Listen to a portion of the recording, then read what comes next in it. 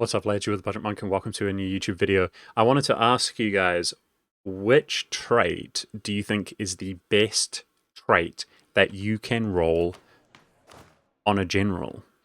Because I have a big bias this game, I have to admit, due to the fact that we're stacking a modifier. But I think the one that has absolutely carried, the one that I'm most excited to see and has had a massive impact, is Siege ability. Ridiculously good. I'm doing the Three Mountains on very hard difficulty, and we just came out of the Ottoman War. Would you believe this took me 4 hours? One of the largest in terms of scale wars I have ever fought in my life. I'm talking about real life in 10,000 hours, due to the numbers in this patch being so, and the development and the very hard difficulty AI just being so massive. He was actually running over 1,000,000 troops, and his ally kill were 500,000. You know, crazy numbers. And it took me 4 hours of slow gameplay. Now, our secret weapon, because of course we're Ryukyu, we have no national ideas buffering up our military. And Chinese tech is actually weaker in the late game than other techs. Scary stuff. Our secret weapon and our tactic is actually siege ability. I have gone for the absolute maximum siege ability route. You can see all of the modifiers. For people who don't know, there's an insane Espionage Divine policy for 20%. There's 10% from Espionage itself, giving you a total of 30. Inno and Offensive have a 10% policy with 30 total from the siege ability here. +1 siege pip to our generals from that same policy. That's 60. Then you've got professionalism. You've got a little bit from army tradition, and other things like spy networks. Now, I wanted to talk about siege ability for people who don't understand. There's a difference between a positive modifier, which is our siege ability, funnily enough, or a negative modifier, aka reducing. So let's talk in terms of damage, because it's easy to understand. If you do whatever it is, a certain amount of damage, and you do 100% more damage, how much damage is that? It's ×2, it's twice as much. But if you receive a certain amount less damage, if you reduce damage by 100%, then you take no damage. Do you understand the difference between increased has a total potential cap of 100, although it can go over 100%, but decreased has a potential cap of infinite. And that does apply to anything, like war score cost reduction. If your province were increased war score costs, they would take twice the war score to take. If you have decreased war score cost to 0, then it doesn't exist any longer. Same happens for CCR and so on. And this is the reason that all of these big powerful modifiers like admin efficiency, CCR, they actually have capacities, they have caps. And so does siege ability, by the way. Now, you might say, okay, stacking siege ability can't be that good because it just doubles your effectiveness, right? Wrong, because siege ability itself does increase, but guess what the modifier of siege ability does? It reduces the time that you sit on sieges. So if you have 100% siege ability, remember a full spy network gives you 20 siege ability. I'm just throwing it out there. So in the Ottoman's case, what's that? 14%, you see? It reduces it by 100%. So what is 100% of 30? It roughly takes a month, right? 28, 30 days. Well, it's 0.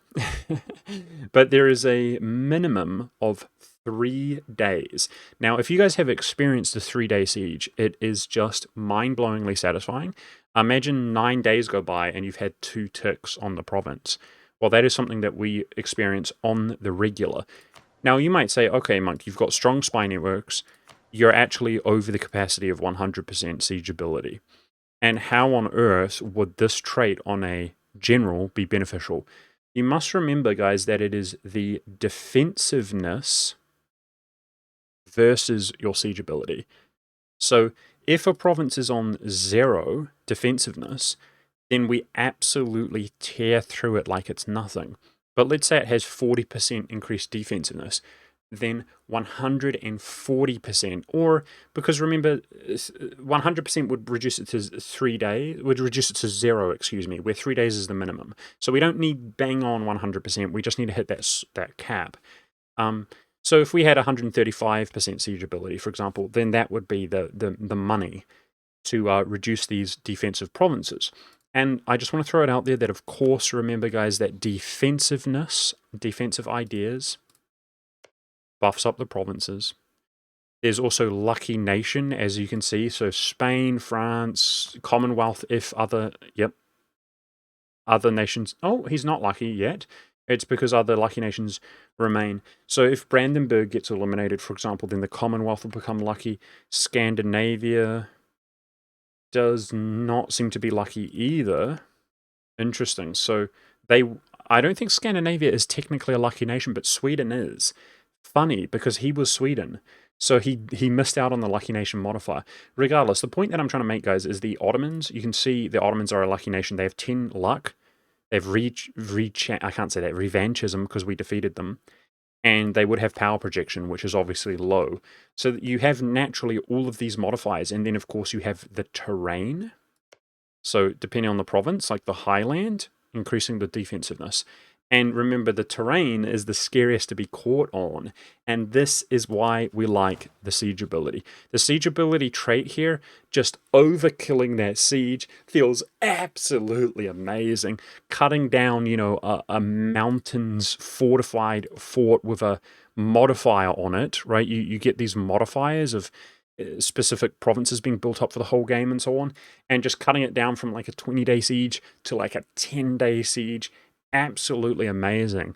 I wonder if you guys can think of anything that compares to this, because I spent my entire stream fighting the Ottomans, and I don't know what we would do without it, guys. The siege ability.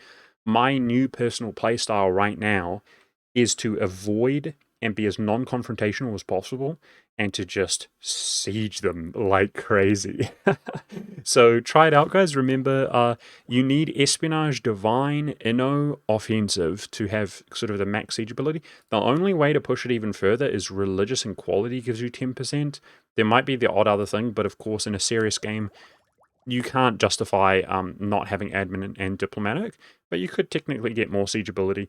And but keep an eye out for that siege ability trait, man, because that just brings a general's value up so far. And make sure to spy network the nations you're fighting with, and that makes your diplomats all the more valuable. You can see we have 9 diplomats this game to prepare spy networks against all of our enemies. So I hope you learned something. Try it out for size. It works in a combination really nicely with obviously having a Casus Belli. So, for example, forming Jerusalem and getting Deus Vult without having to rely on religious ideas works really well. Or playing as a horde or something like that, where you have CBs, works really well with this playstyle. Either way, I appreciate you guys. Thank you so much for watching, and I'll see you in another video.